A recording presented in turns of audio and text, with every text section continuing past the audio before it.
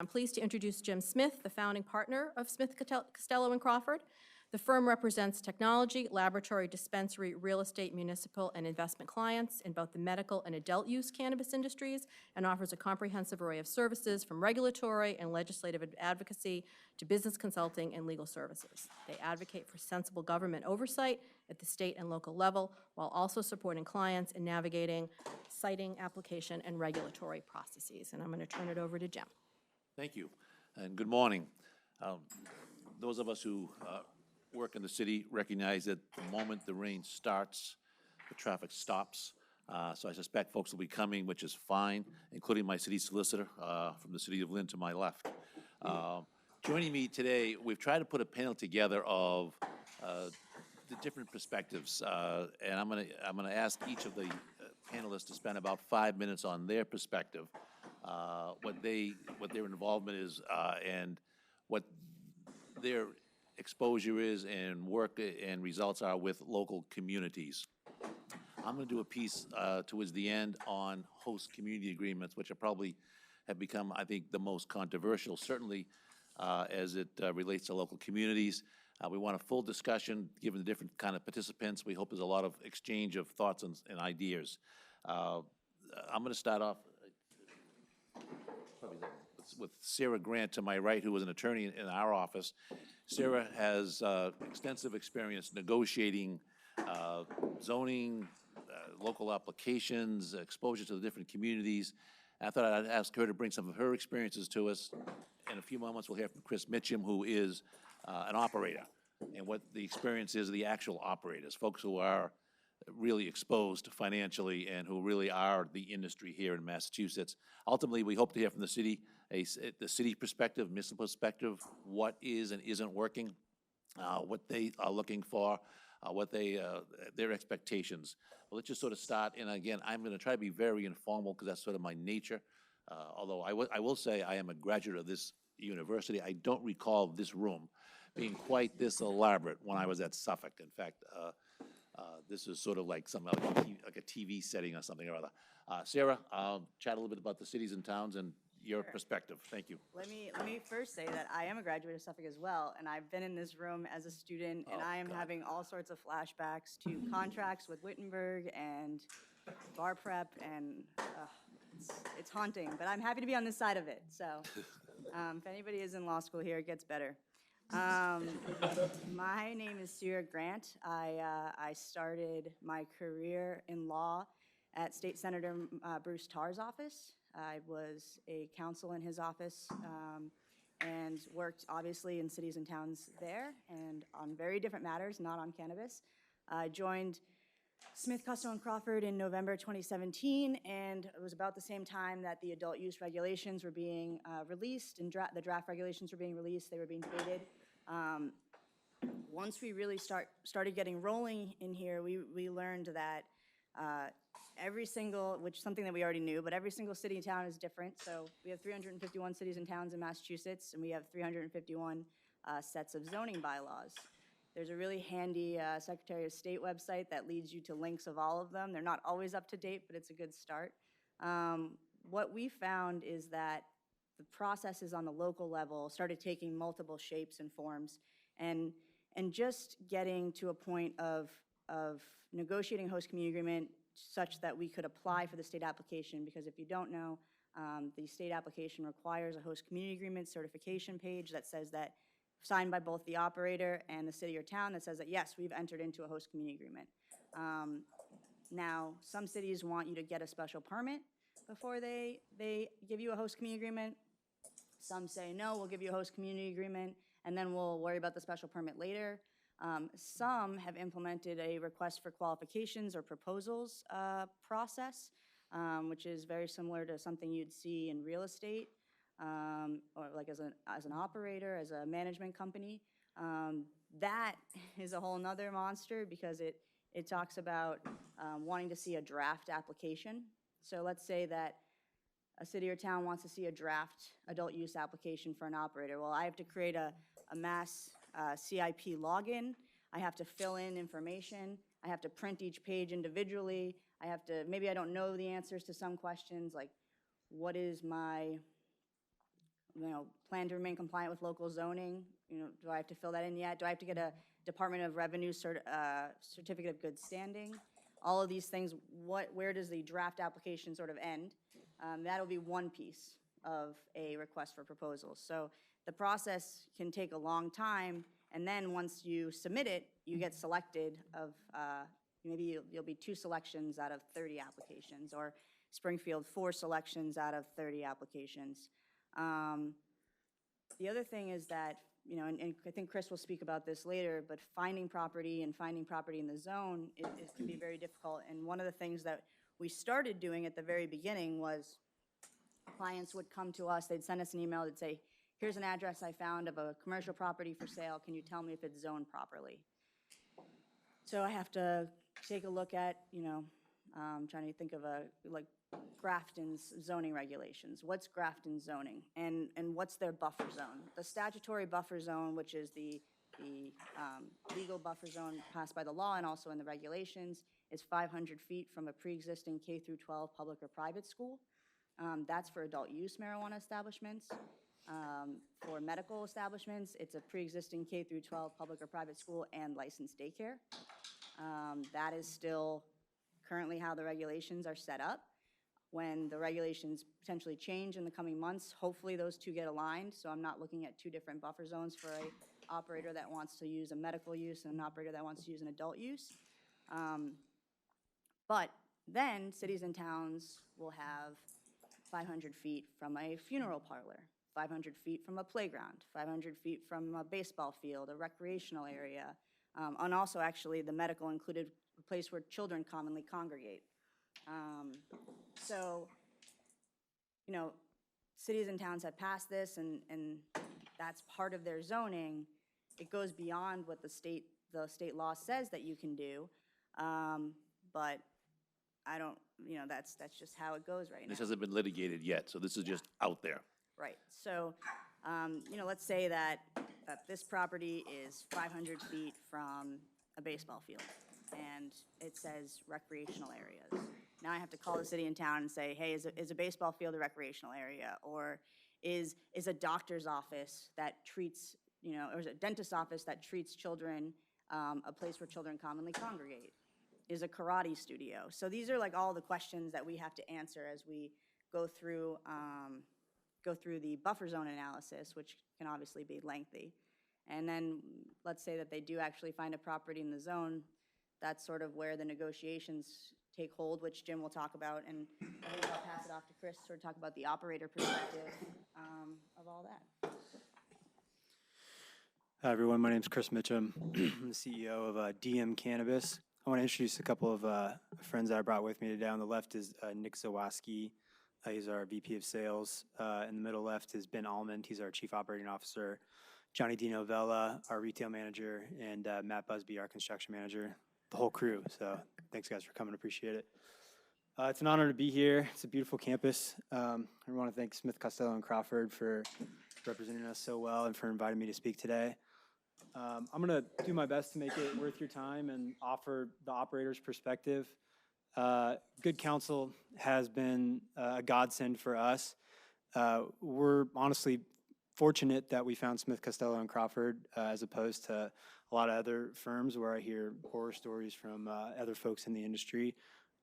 Good counsel is incredibly important given this regulatory climate. So that's kind of where it starts. And if I can give you any sort of reflection of an operator's perspective and that helps you if you happen to jump into the cannabis industry, then that's hopefully worth everyone's time today.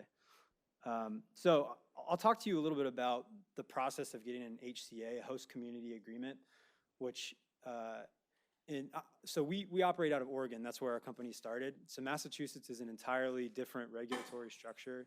It's all new, and I actually love what the state of Massachusetts did. They gave all the power to municipalities to decide who gets to operate within their town or city. And I think that's really smart. The local folks should be deciding which businesses they're going to host. It's complicated though. Each municipality has set up unique rules, so there's no two that are the same. We've been working in 4 different municipalities in the state, and there's a different recipe for each one. So starting from a mentality perspective, you go into each city with a smile on your face, understanding that it's a startup for regulators, along with us as operators. And that has taken us a long way. There's a lot of people that respond with anger or frustration, and we respond with patience and understanding and communication. And that has proven to be successful for us in Massachusetts so far. So you go into a town, hopefully you find one that passed question 4 in 2016, doesn't have a ban on cannabis. So you do your research, your due diligence on that, target a few communities. When you're looking at it at a state level, okay, we want to go to Worcester, we want to go to Springfield, we want to go to Lynn, we want to go to Orange. Those are the 4 communities we chose. We also, once we identified the communities that didn't have a ban, we go in and kind of feel out the planning department.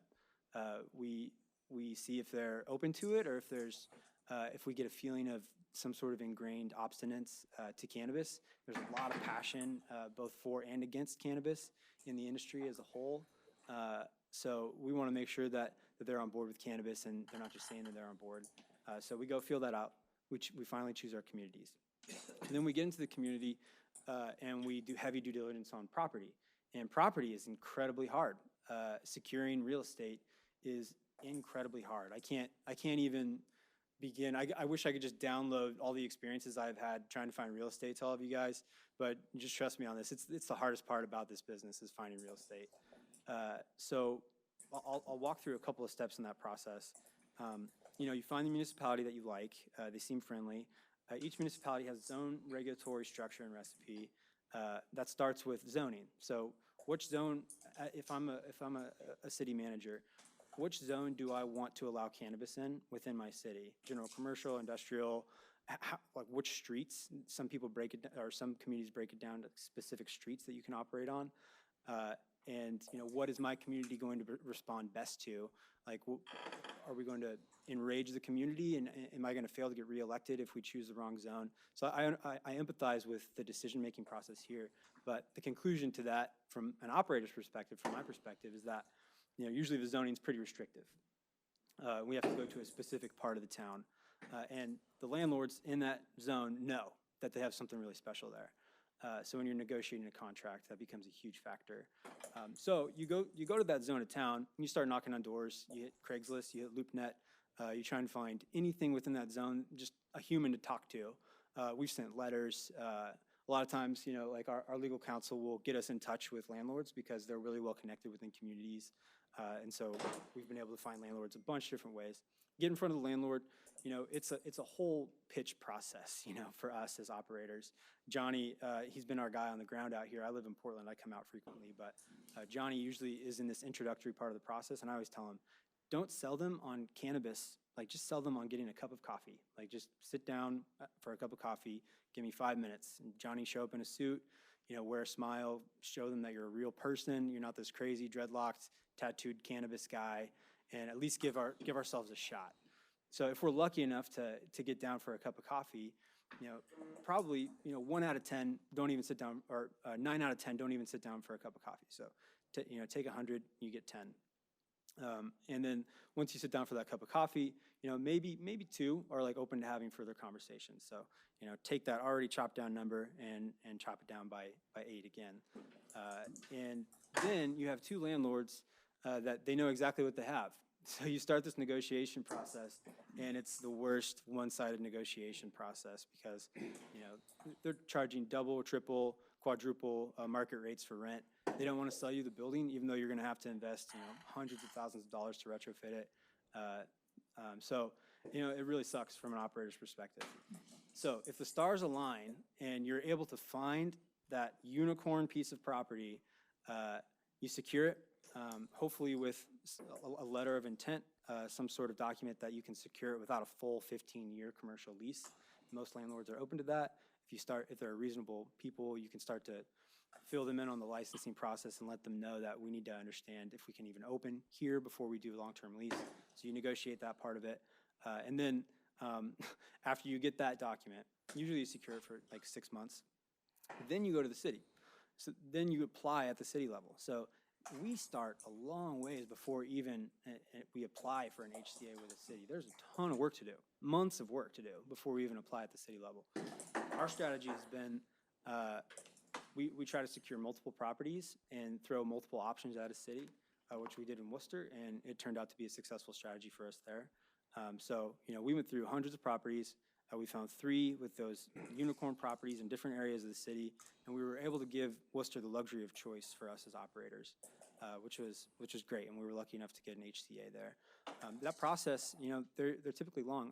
I want to, really commend Worcester for building an incredibly robust process that I think a lot of communities should look at Worcester as an example. Worcester, every community, I think you can expect at least 6 months before you get an HCA. Sometimes up to a year. And so me as an operator, I have overhead. I have investors that I'm reporting to. I have budgets. I have a P&L.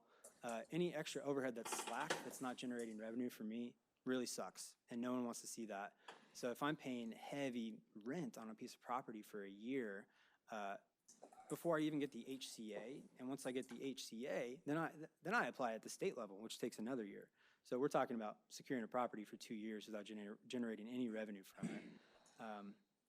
So that's kind of the long and short of it from my perspective. I probably went over my 5 minutes. No, you were great. The punchline here is that everybody in the communities that we do deal with, and I think most folks in the public think this is a gold mine. Nobody can possibly lose money in the cannabis industry.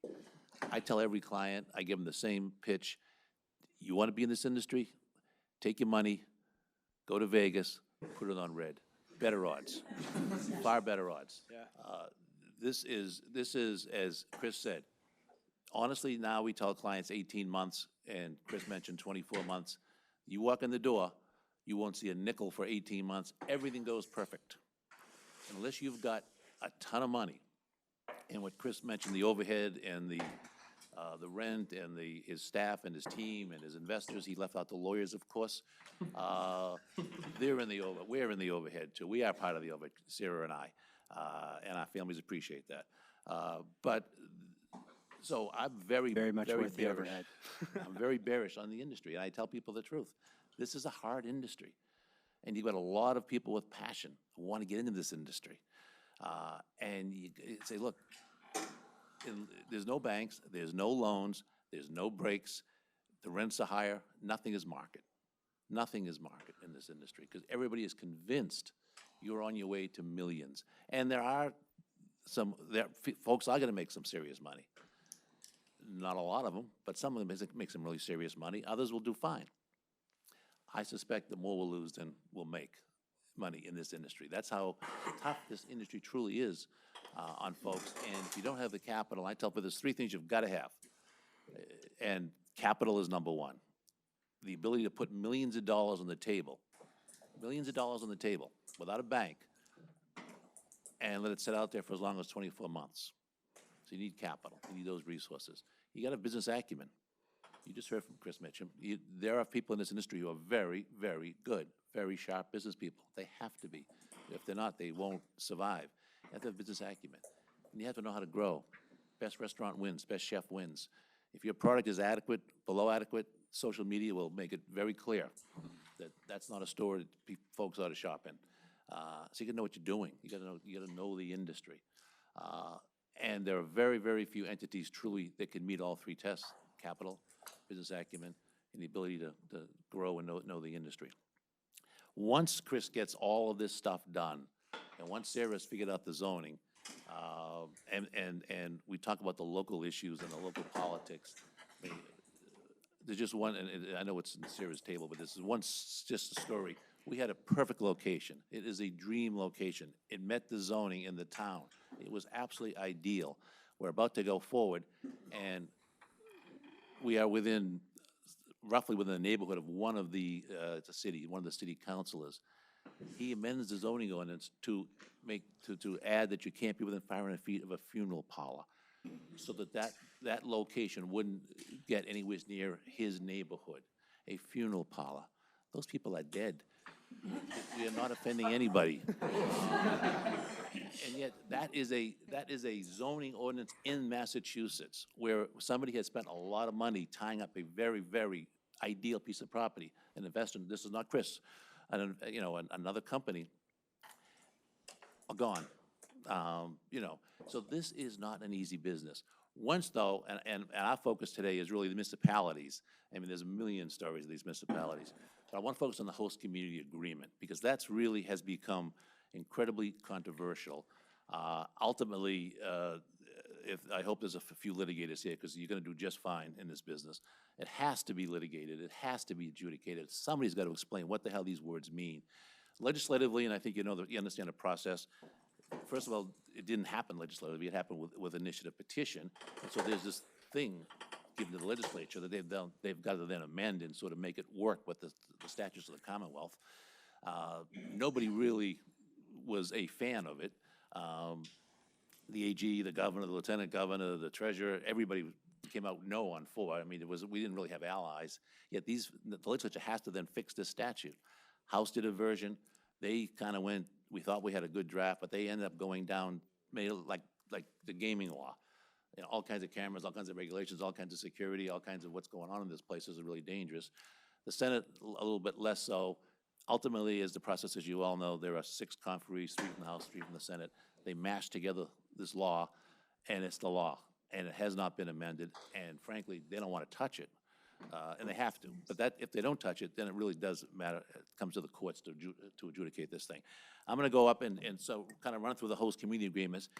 We spent a lot of time negotiating these, in an inordinate amount of time. In the office, I'm the one who ends up negotiating these things. When I'm done, you should have a question in your mind: why would anybody in their right mind sign one of these things? And that's a fair question. I'll try to explain it towards the end why, in fact, these things do get signed. This is the statute. I'm not gonna read the thing. There's some key words up here in this statute. First, the word may appears. A city or town may include a community impact fee. It's not shall, it's may. The legislature thought, hey, there may be some costs here. Maybe, you know, we should allow the communities to pick this thing up. Right below the word may, a couple lines down, reasonably related to the cost imposed upon a municipality. And then it's 3% of gross sales, not net. You may have made no money in profit. Gross. This is a fee on a gross sale. At the very end, they, right about 3 lines from the bottom, this should not last more than 5 years. This legislature figured, okay, maybe there's some startup costs here, there's some expenses here. We don't know what they are. This is all brand new. We don't really like this stuff. Might be dangerous, God only knows. But let's limit it for 5 years, no longer than 5 years. And finally, it says at the very end, documented and considered, these expenses must be documented. I submit to you that we've probably had 100 or so of these things signed, not a single one that I've seen, and frankly, I'll go beyond that, not a single one meets this mandate. Not a single one meets this mandate. Nothing has been documented, nothing anywhere. But let's kind of roll through. I'm not going to read, but I'm kind of trying to discuss some of these issues. There's a whereas clause up here. I got a little arrow, and as you can imagine, I'm not in charge of the IT department in our office, so I'm going to do the best I can with this thing. I got an arrow that says whereas, and it says, hey, the company, we anticipate, we're agreeing that we anticipate there'll be these additional expenses. No, we don't. Why? Why is this different than a Dunkin' Donuts or a bicycle retail shop or a dry cleaner? We're a small, probably 2,000 square foot retail. What additional expenses? You had some traffic, but I'll give you Dunkin' Donuts. They got some traffic too. So they want you to start right off saying you agree. You agree that there's these expenses. Then they want you to have an annual payment to cover these expenses. And it says that, well, that first arrow is, you're going to pay. You're going to pay for whatever it is that you cost the community. And right below that, and I don't have an arrow there, but between my, I don't have an arrow anywhere. Between my arrows, right below that, they talk about the costs that we are going to impose as a cannabis retailer. And that cost is, well, we're going to have impact on roads. I'd like you to identify for me a business that does not have impact on roads. including those of us who got here today in some fashion or another. But we have an impact on roads and other infrastructure systems. We're probably going to, flush a toilet on occasion, as will everybody else in the community, I suspect. Law enforcement. There is far more crime at a 7-Eleven than there is at a retail outlet. And that's factual. And not that the crime at 7-Eleven is overwhelming, but there isn't any. And there's a whole lot of security reasons why, which we can touch on in a little bit in a while. But they want you to acknowledge that. And then my all-time favorite, which I push real hard on when I negotiate, fire protection services. 2 words for that: property taxes. Everybody pays for fire protection through our property taxes, except the cannabis stores. We get a bonus. We have to pay for them again because apparently some additional fire protection services needed. Picture a retail cannabis outlet. There is no flames anywhere. There's no heat. There's no nothing. These are sealed products. It is the most, it's just perfect. You can't touch anything. You can't do anything. You can't use anything. You can't start anything. Fire protection services, they want us to agree to pay additional money for fire protection services that we already paid for with our property. But that's the host community agreement. Then they go on. It's inspectional services. Building inspector shows up on occasion, as they do, I imagine, on any other business. And then they will add words that you should really challenge: quantifiable and unquantifiable. What the hell is that? An unquantifiable expense on the community. The answer is there isn't any. And yet, this is the host community agreement that we have to sign before we can even begin to apply at the state level. We can't even get there until we have agreed to pay for all this stuff on top of the premium rents and everything else. Now, in this case, the second arrow says 3%. That's the maximum. Let me clarify. There's a couple of things that go on here. There is a local tax of 3%. That's a tax. This is a fee. That's a tax. That's in the statute. It's a total tax of 20%. State gets 17, cities and towns, the host community gets 3. Nothing to do with this agreement. This is over and above this agreement. Now they have an additional up to 3%, and naturally every community is at 3%, and no one's in retail. And I'll get there are some differentiations as we will get to later on. So you're actually at 23%. Just on that, but so there's 3% for the city of town plus 3%. You should imagine as this industry normalizes, which will be a number of years, frankly, an average store might do $5 million. If you do less than 5, you're probably not gonna make it. You might do 10 million, it's a good store. That's $600,000 at 3% tax, 3% host community agreement. $600,000 for about a 2,000 square foot retail space with nothing dramatic going on. $600,000. The 7-Eleven right next door pays the basic property tax, as do we on top of the $600,000. That's what these agreements call for. That's what these agreements call for. Today, because there's only 23, 24 stores opened across the Commonwealth, adult use stores, they're doing much more than 5 or 10 million. But as I say, as this normalizes, 10 million will be a pretty good store. 5 million is a barely okay store. 15 to 20 million is a phenomenal store. You get a $20 million store, you're paying $1.2 million in taxes and fees to the community over and above the property taxes. And we have to fight our way into these communities? That's what happens. 1.2 million. And in fact, my guess for Chris's store, when he opens in Worcester his first 12 months, that's probably the number. Because again, there aren't that many stores open. They're opening extraordinarily slowly partially because of this process and the process that Chris described. So that's what we're agreeing to in this document.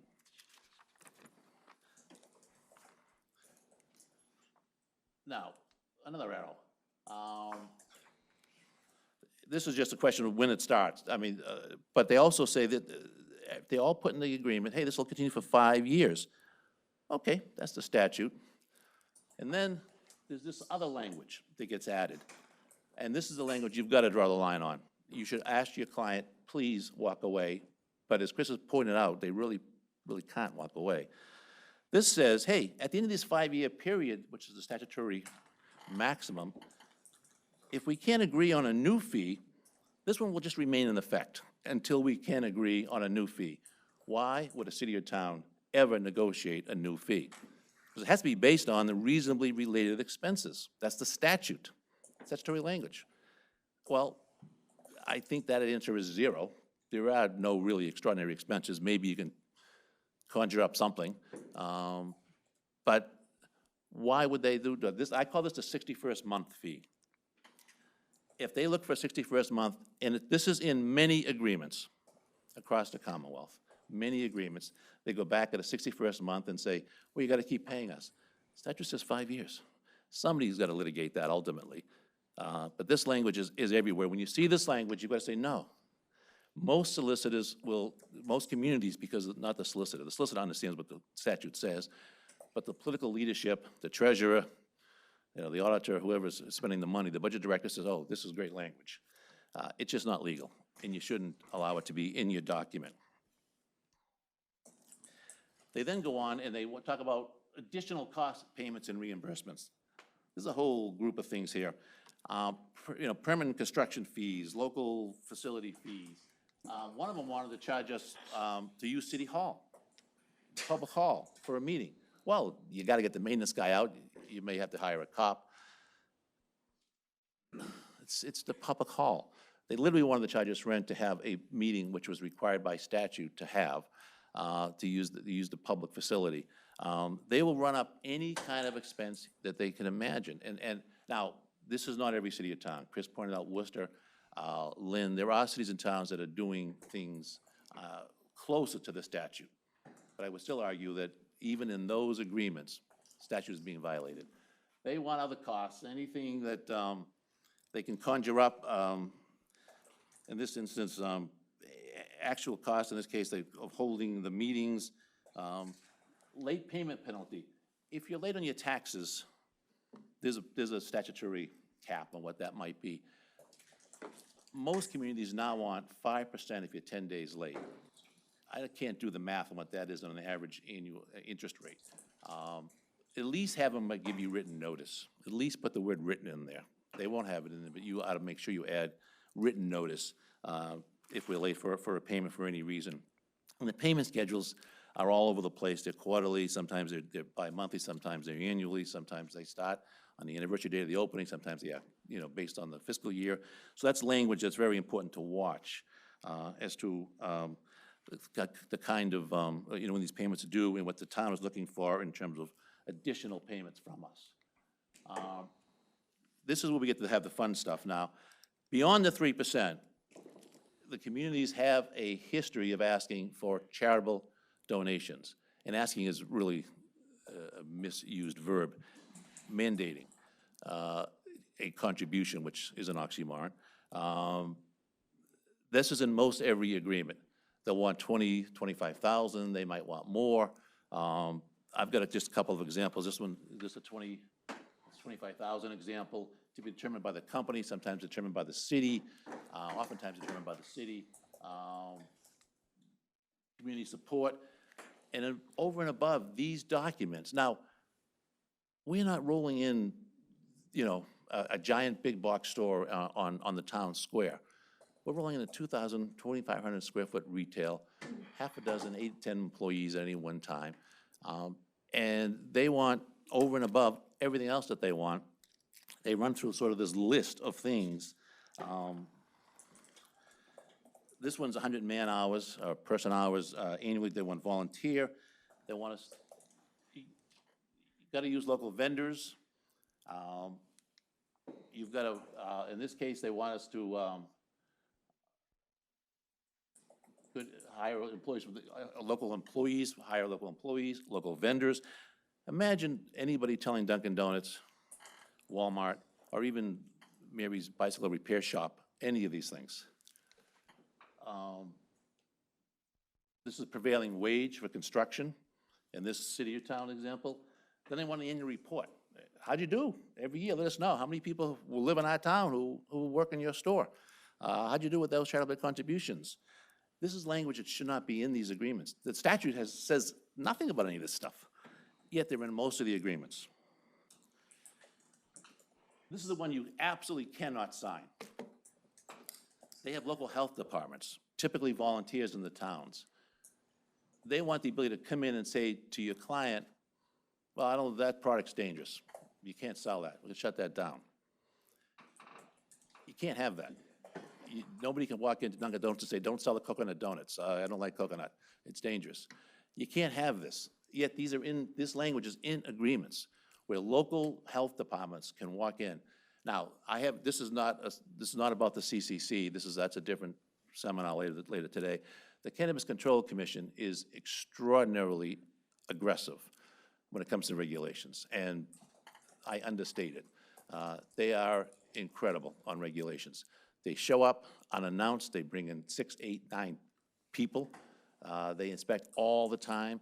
They've approved every single product many times over. And yet to allow a health department with no background, no experience, and probably potentially someone who is not a cannabis advocate, saying, well, those are dangerous, those edibles. We can't have those sold in our town. Essentially shut your business down. Shut your client's business down. And you simply can't have that language in the agreement. And yet that language appears in a number of agreements across the Commonwealth. Again, the statute says nothing about that. We are regulated by the state, heavily by the Cannabis Control Commission, and probably, and most folks would argue, the strictest regimen in the country. And so having some person who's local saying, wow, those gummies look like a kid might want those at some point in time, and you got to pull them off the shelves, would absolutely devastate a business, not to mention the expense of these products. These products are very, very expensive. You just can't simply not, sell them. Reopen and review. Back to the statute. The statute says reasonably related to the cost to the local community. Cities and towns want to know, though, if you gave somebody else more in some way, we want you to match that most favored nation clause. Well, how is what I'm doing in Boston in terms of expense related to what happened in Great Barrington in terms of expense? Maybe one community costs more than the other, or there is some kind of, and again, I would argue the impacts don't even exist, but maybe they do exist in some fashion. The fact that one community has a higher number, why would you then go back and match it in this community? It's not reasonably related to the cost in the community. It couldn't possibly be. Again, a violation of the statute. This is in a lot of clauses, a lot of contracts across the state, a lot of these things. And then they say, they also in some cases have language that says, if you've given more to a charity in the other town, you've got to do it in our community.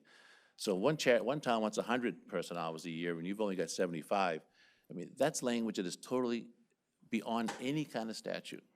And yet that's what we deal with every single day in pretty much every single community.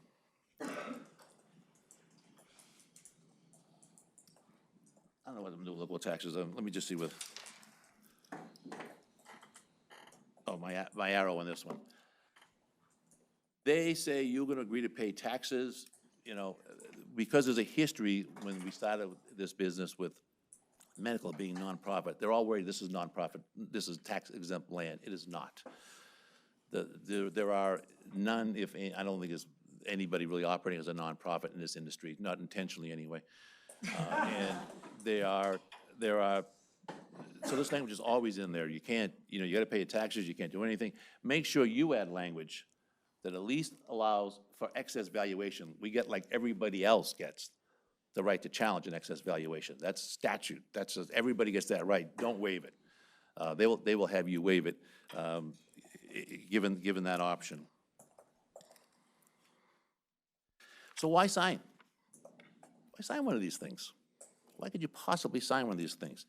I have advised a majority of our clients, please don't sign this. And here's why. And I'll give you 3 or 4 different reasons. I have not put up on this board, there are cities that have beyond 3%. They have 4%. There's like a 1% fee for some other need in the community. In this case, one of them is transportation. Well, of course, people have to come to the store, as they do to every other store in town. So why would anybody sign one of these things? I think Chris really made the point. We have no leverage. These are not equal negotiations. Your client comes to you and says, well, Jim, I've been I've had this property now for about a year. It's costing me $10,000 a month. I'm paying you. I've got a whole team. I've got an architect. I've got an engineer. I've surveyed. I've spent all that money. I'm now finally through the city process. I probably hired local counsel to get through the zoning process locally. And now the final step before I can go to the CCC, even file an application, is the host community agreement. You're telling me it's not legal, it doesn't meet the statutory requirements, but I have to sign it. And I know that. And I tell my client in advance, you're gonna sign it, let me at least try to save you from some of this stuff if I can. And sometimes you can. And those are some of the points of places where you need to look to be very certain that at least there's some opportunities in the future to at least kind of reduce the cost if possible. Now, that whole statute was driven by the notion of retail. And we saw those first two stores in Northampton and Leicester, and they became legendary, and there was traffic, and the license plates were from Maryland and Delaware and Connecticut and Pennsylvania and New Jersey and New York. When you open a store today, nobody comes from those states anymore. That's all done now. Those are the first two. As I said, there's about 24 open now. You didn't hear anything about the traffic for the other 22. It's not a big deal. There is no impact. Although pretty much in each and every case, at the opener, the city or town says, hey, we want, we want to have some extra police there, which is fine. That's an impact. That's a statutory impact. That actually meets the statutory obligation. That's an impact. We should pay for that. And our 3% impact fee. No. In every case I'm aware of, the city or town bills us in addition to the 3%. The final thing, the one thing where I do acknowledge, hey, that's an impact. Opening day, we've drawn some traffic. Or we may draw some traffic, and you want to put a cop out front, that's fine. Even 5 cops in some cases. Okay, we got to open. We'll pay for the 5 cops. But that's a legitimate impact. And yet, we get a bill for that over and above the 3%. So the 3% doesn't really tie to impact. It's just money that the town or the city wants to grab from the industry. And as an industry, as I point out from the very beginning, isn't anywhere near as wealthy as folks think it is. Let's go back to retail. There are 3 basic licenses. There are a whole number of variations, but 3. There's cultivation. You gotta grow this product. And that's, frankly, where there's some serious profit margin. There's manufacturing. You process it. You turn it into something. You don't eat the product. You turn it into a lozenge. You turn it into product that, might be vaped or whatever. That's processing. And of course, then there's retail. Those processes, cultivation and manufacturing, in my way of thinking, it's light manufacturing. We're typically zoned in the light manufacturing area or the industrial area of town.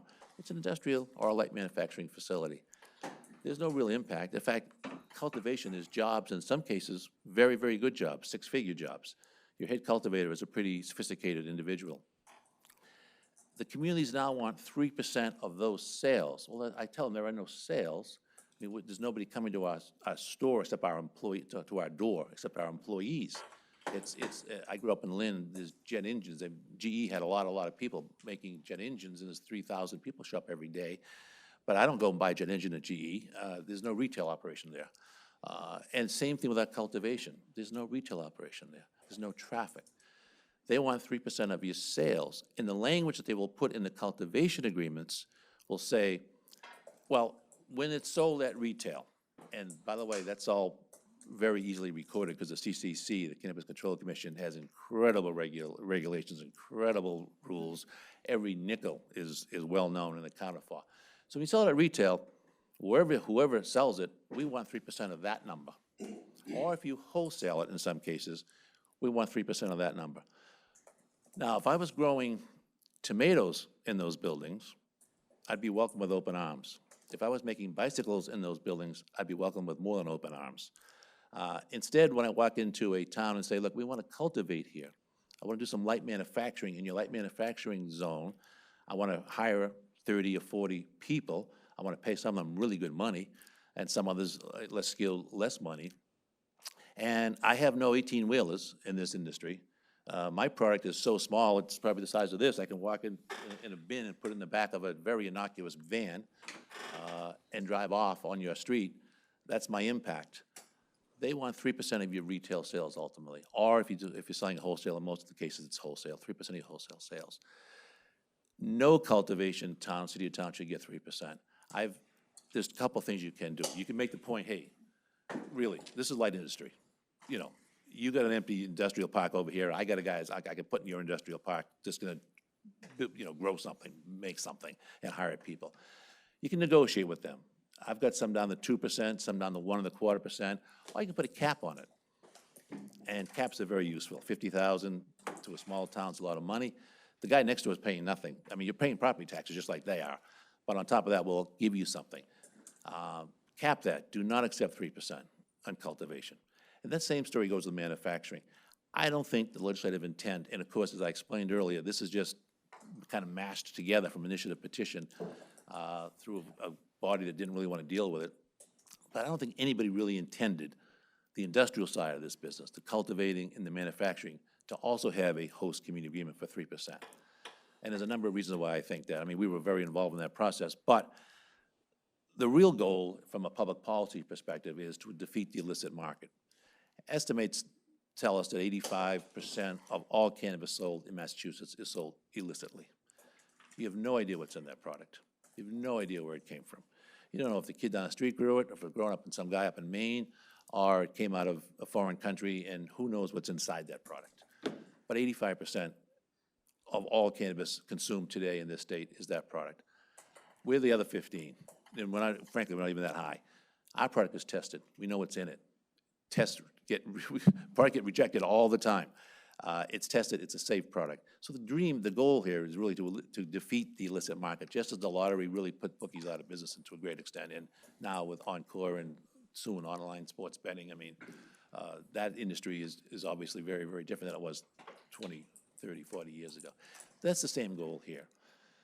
But if we add the 20% state tax, state and local tax, 17 state, 3 local. If we add to that the 3% local host community fees, and then we add a community, and let's use Chris as an example. He's gonna open up an orange as manufacturer. He may wholesale to a processor who's doing business, you know, in Athol, and they process his product. Athol wants 3%. Orange wants 3%, and finally gets to a retailer in Worcester, and Worcester wants 3%. Now you're at 9% on top of 20. Your product is so much more, our product is so much more expensive than what the street corner is selling it for. Far more expensive. We can't compete. Our product is safer, but it's more expensive. And if the public policy goal here is to eliminate the illicit market, or at least do harm to it, host community agreements are really the critical component in my mind. The state tax and the local tax at 20%, that can work. This stuff is what really is over and above reasonable expense. So I've walked through a bunch of it. Now, what's going to happen is you're going to get a template. Once the city or town says, hey, the guy down the street signed this, you have to sign the same thing. It's really hard to argue with that. Everybody, and I talked about people who are passionate about this industry, they want to get in this industry, they think there's a gold mine here, they'll sign anything, and they have. Then your client walks in with good counsel, and you say, well, there's like 8 or 10 violations of the statute here. I can't have this be signed. Well, we already got one signed, counselor, and you don't need your client. We'll get somebody else. It's really hard to negotiate with that. It is really hard to negotiate with that. I do that. I try to do that, but it's very hard to negotiate with that. I don't have advice. I mean, people have signed very, very poor agreements in host community agreements. And the community did it once, they figure they can do it again. There's a very, very well-governed city in the state that has 5 agreements. All 5 are for 4%. I don't know how. But if I was the counsel to the 5th one, I'd say, don't sign it. Of course the client would sign it. And the city would say, hey, I got 5 more behind this guy. If your guy doesn't want to sign it, I'm okay. So templates are what really hurts us in terms of our ability to negotiate. The first one in the community should be you're going to negotiate it real tough, because you want to create that, at least have a reasonable template. And really, on processing and cultivation is where the bar should really hold the line and say, look, this is not retail. There is not an impact here. In fact, the impact here is all positive. taking vacant space, we're utilizing it, we're hiring folks, put people to work, and, you know, we're creating a product. So, my advice to my colleagues, please negotiate aggressively. It makes everybody's job a whole lot easier. And then, of course, your client anyway is gonna be passionate about this industry. Having dropped hundreds of thousands of dollars to get to this step, they're gonna probably sign it anyway. So maybe with that, and that may explain a little bit of why people have to sign these things, but I say, why sign them? Maybe we could kind of get into a discussion, Q&A, talk a little bit about, between the three of us, and frankly with you, what do we do about this stuff? Cool.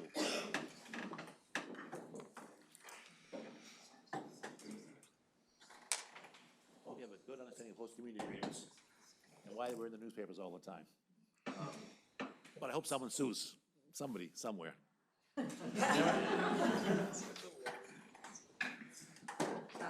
Not us, no. And the problem is, there's no money. Why wouldn't somebody litigate? Doesn't make any money. Yes. So on the heels of that comment, what about a provision that says you agree not to sue on the basis that something in the agreement becomes? Oh, I'm the sorry, I legal left that one picture? out. Thank you, Catherine. That is in some agreements. You waive your rights to sue.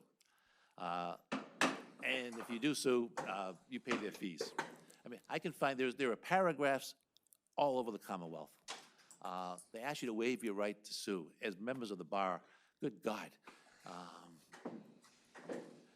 But then your client, I mean, the clients, they're so far out financially, they're so stretched, so thin, it's just so hard to do that. The waive your rights to sue clauses, I've seen those. I was thinking, Jim, of one when you were speaking that we did an RFQ, and part of the RFQ was, all right, here's our sample host community agreement, sign it as part of your submission to the RFQ. So when we won and we got to the negotiation table, they're like, hey, you signed this. You know, you said that you would agree to every single thing in this agreement. And of course, we had told the client not to sign it. Client said, I can't submit this without signing it. It'll be an incomplete RFQ. And so, or response to an RFQ. And so they signed it, and then we got to the negotiation table, and the town said, you agreed to all these provisions already. So, it's great. That was a crazy one. One piece of advice I give folks, put your cultivation and your processing in the same building. It's one town. You should be able to, you'll end up with just 3% charge. If, at worst case, you might even do better than that. Yeah. Maybe we can open it up to questions if anybody has any questions. So I'm from Cambridge. I cover Oh, my cannabis God. news. I know.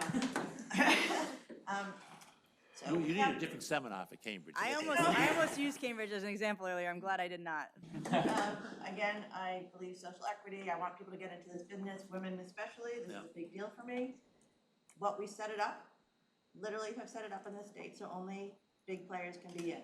So now Cambridge in the situation where we literally are never going to get a recreational dispensary because they seem to want to solve this universal problem of inequity by denying access to people who don't have money, who can't get into the business anyway, despite the fact that the big players are willing to help them. So what are you doing are you working with any social equity people? Are they even getting host agreements? Yeah, I will tell you, the host community agreement obviously works against social equity applicants. And this goes back to, this is not an inexpensive industry. And there's no banks, there's no lending resources. And when people come in, and we have all kinds of people come in, we actually, and this is, don't tell the colleagues at the bar, we turn away more clients than we take, because I don't want you to lose money. I don't want to see, I know how this is going to turn out. It's not going to be good. If people come in with a couple $100,000, which is a lot of money, and say, I want to get in the cannabis business, well, you can't. I can't make it work so that you can do this.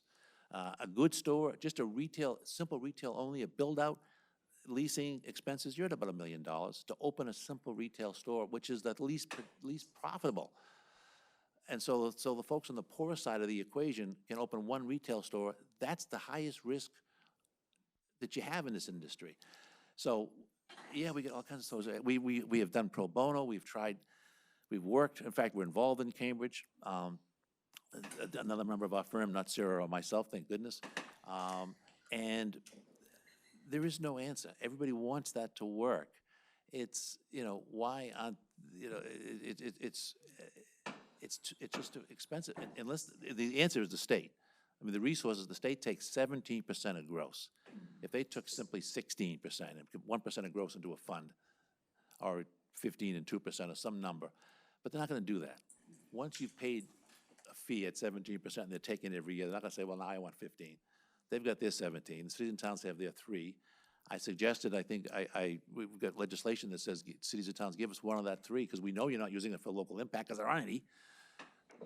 And of course, that went nowhere. I mean, so without capital, you really can't have social equity. I mean, it's tragic. I tell people who come in who want to get in the industry, you know, get hired. They're looking for people. This is a huge employment opportunity. Get started. You know, get in, become a manager, learn to grow, not just grow in the backyard, industrial size grow, serious grow. Millions of dollars worth of crops, month after month after month, serious business. Learn that. We have worked with some economic empowerment applicants, Yeah. like Jim said, both on a pro bono level and a fee level. We have negotiated some host community agreements for them. Looking forward to the social equity program taking hold with the Cannabis Control Commission and having some graduates out of that who are going to be involved in the entrepreneur side of it. But yeah, I mean, I think Jim's right. We've been approached by a few that we just don't, we don't want to take their money because we don't. There's no path. Yeah. It does feel like, it feels like extortion every time I talk to people about this. That the idea that we are the most highly regulated industry ever created. We treat this like it's, like, I don't know, nuclear waste. I don't know. They're so afraid of this. Yet, on the flip side, we have so little regulation in terms of how to control it for our health. And the whole policy goal is to create a better environment for our health. Right. And we're actually making it more difficult, which, can you get my frustration? No, I mean, We live it. we literally have venting sessions over at our office all the time. And the other thing about, Cambridge is, and I admire what they're trying to do, but it's also harming, existing medical establishments that are established there and that are trying to convert into adult use per the statute. And they aren't able to do that until, let's say, 1 or 2 economic empowerment are able to open, and that could be 2 years away. And medical cannabis by itself as a standalone is not a business. Don't let your clients go into medical standalone. It's just not a business. It's a very, very small sliver of this, and folks are they'll get on the street with there's a full adult use and a medical. Yeah. So medical standalone, which is in a number of communities, there's no future there. Right. Yeah, I just want to make a quick comment from an operator's perspective too, that this is an issue we're passionate about. I know, I'm a white man as an operator, and I think I can speak for a lot of my counterparts in the industry that are working on this, that there's a lot of other things that we could be doing. We chose cannabis, in part because of the social mission. We know that, last year 600,000 people got put in jail for carrying small amounts of marijuana, and each one of those people, cost us as taxpayers $50,000 a year. Most of them were, Black or Latino men, and they get out of jail. There's a high recidivism rate. They have a felony on their record. They can't get an apartment. They can't get a job. It's a nightmare, and that's a big reason why me and my team do this. And that's not just a PR thing. That's how we actually feel. It's hard though. Like, what can we do? It's hard for us right now too. So like, if anyone has ideas to help, we're totally open to that. If we can contribute in any way, we're happy to. And the employment is the right answer. Get folks employed. We need more people in the industry anyway. Yes, sir. I have a comment and a question. One other clause that we had successfully negotiated out of our listening agreement was a general indemnification clause. That we would pay the town's legal fees if any abutter appealed, or if the town tried enforcement actions, we were gonna cover all the town's legal fees at any time during the agreement, which we were able to get out of there, but just wanted to watch. But my question was, with the 17% tax that the state's taking, I was hearing that at the state level, they were considering returning those funds somehow to only those towns that are contributing that tax. Have you heard more about that, or is it just gonna be going into the general fund, or? It's going in the general fund. That was one of the legislators' idea, which is a typical idea, kind of, hey, look, if you don't play, you don't get to benefit. The majority of legislators will not support that. So it's in the general fund. It's just gobbled up into the, what is it, $60 billion state budget, whatever it is. 70% is just rolled in there, and it's not coming back out. The best place to put it is in some kind of program where we can help entrepreneurs. But again, it isn't like an entrepreneur needs $500,000. You need millions, truly, to really stake yourself in this business. Yes, ma'am. Jim, I wanted to just go back from the operator's perspective, what you said about employment. I represent small businesses, it's all I do. And I turn away, just like you, I turn away far more people than I accept as clients. And I'm not talking about in the cannabis industry, I'm talking about all industries, from eyelash extensions to lumber yards. I think that one of the most important things that we have here is this is a difficult business. It's a tricky thing to grow.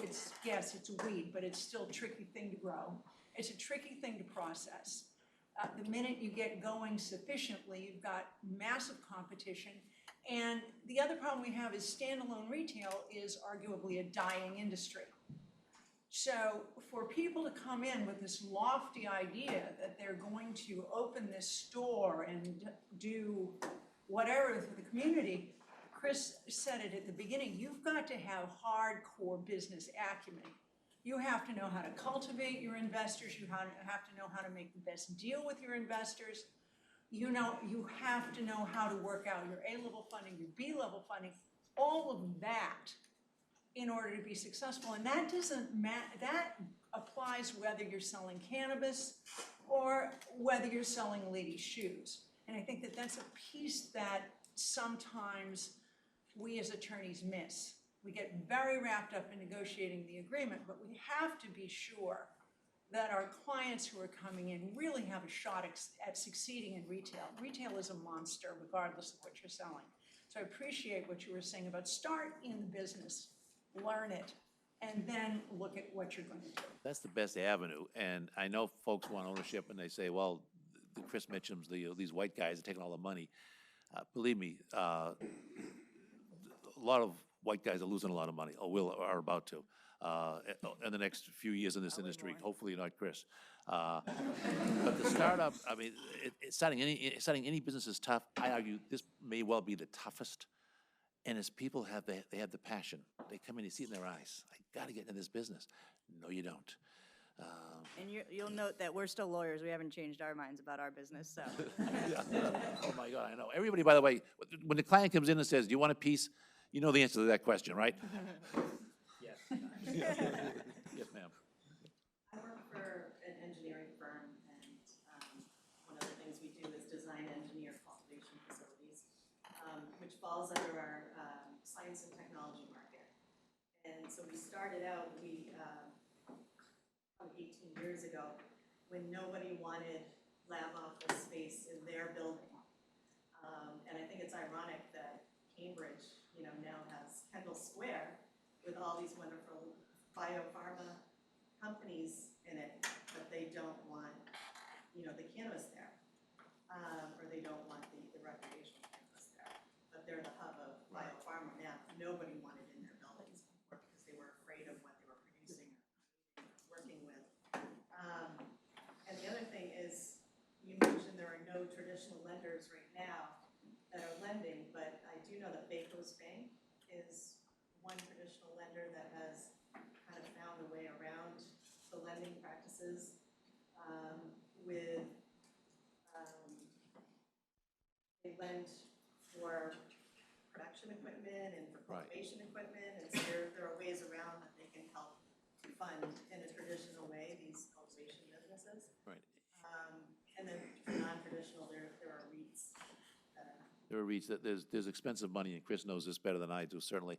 The bank needs, like any bank, they need collateral, strong collateral. And your product is not collateral. They can't take the cannabis. They can't ever take. So if you're making the jet engine, they can collateralize that. They can't collateralize the cannabis.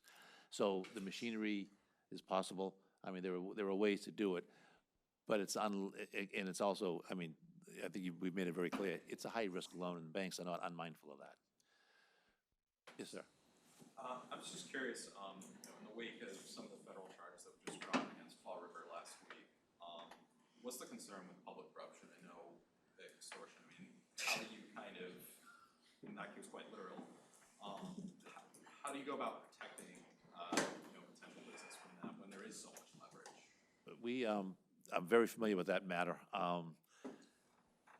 You need the host community agreement, and Chris said it, and I guess Sarah said it, you need to have this piece of paper signed by the mayor. You need the mayor's signature on a piece of paper. I would argue that 99% of the mayors are very, very legitimate, and that's not an issue once the deal is negotiated, although, as I point out, it's a very one-sided deal. Once it's negotiated, they'll sign. In that particular case, apparently the mayor had other ideas in terms of involvement. We at one time had a client in Fall River. We walked away, literally sent the client a one-sentence letter because I understood that it seemed as though things are going too well, and I understand how hard things are. And when things aren't going hard, and I understand, Fall River had some history. I think that's a one-off. Now, what you do find, though, and you might find this in smaller towns, you have a 3-person board of selectmen, and one guy's president of the soccer league or president of the church, and when it comes to charitable contributions, maybe you ought to look at the church and the soccer league or whatever. You do find that. You find that commonly. Yes, I mean, I've found it pretty much all over the state where, okay, I need your vote. I know I'm going to get hit for a charitable contribution. I know you are in charge of the Historic Society, or your wife is the chairman of the board or something or other. There is that subtlety, and it's dangerous. It's very dangerous. But I think the mayor of Fall River is extraordinary. I don't see that really, we've not seen that anywhere else at all. Yeah, and I wanna just, there's lots of great cities and towns that we've had great relationships with yes. the town managers and mayors, and, we're all in a tough spot usually. They're dealing with their constituencies, and we're dealing with our clients. So there's been a lot of great conversations with cities and towns as well. And especially the small ones out west, those are always pretty fun to work with, because they're just living their country life, and they're trying to do what's best for their city and town. And it's fun to, I've learned names of cities and towns I didn't know exist. I feel like I'm running for governor. He always learns all these small cities and towns. Heath, Massachusetts is near the Heath. Vermont border, in case Yep. you haven't been out there. I hear it's beautiful. We lost Heath. We We didn't get lose one, in so. Heath. I think maybe one more question, or? Oh, I'm sorry. Yep. I just wanted to respond to that. I work for the city of Worcester. So you know Yes. pretty well. Yeah. We've had- Very legitimate city, by the way. I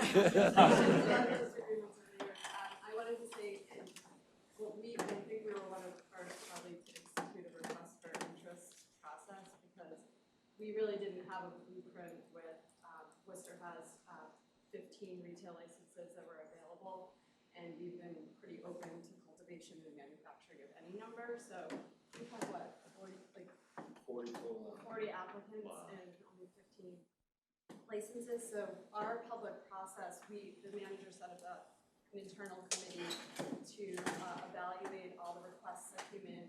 We held interviews with at least 25 retailers, and then whittled it down that way. So that was really helpful for us, because it wasn't just people cold calling the manager's office and asking for a host agreement. There was an actual public process that people could follow. And I'd like to say that we did actually give 4 economic empowerment applicants. So it didn't always go to the highest bidder. I don't want to, there's a lot of good communities. Worcester and Lynn, we've worked well in both communities. I think we found some very fair people. And again, I would still argue that this host community agreement statute is so flawed that legitimately a city solicitor can look at the same words I look at and look at them very differently. And that's, I guess, what we do for a living for the most part. And I respect those opinions. And also, especially when I was starting out with the firm, I've been to small cities and towns where you have somebody who's going before a board of selectmen asking for, at the time, a letter of non-opposition, which was the medical process, the medical approval that you needed to apply. And, you know, these Board of Selectmen were doing their best to understand the business and understand what experience they had. But I can, you know, I almost, sitting there, I almost wanted to like tell them a little bit more about the regulations and help them a little bit, but I'm not their attorney. They have their attorney there to do all that. So many of these operators that have host community agreements will never get open. They never will. That's what's gonna happen. And Yeah. figuring that process out, and when does a city and town revoke a host community agreement, is an interesting question that we haven't come across There's yet, so many but- questions like that. We gotta go, revocation of the host community agreement, does it happen? Is it legal? How can you do it? It's not been done. What happens then?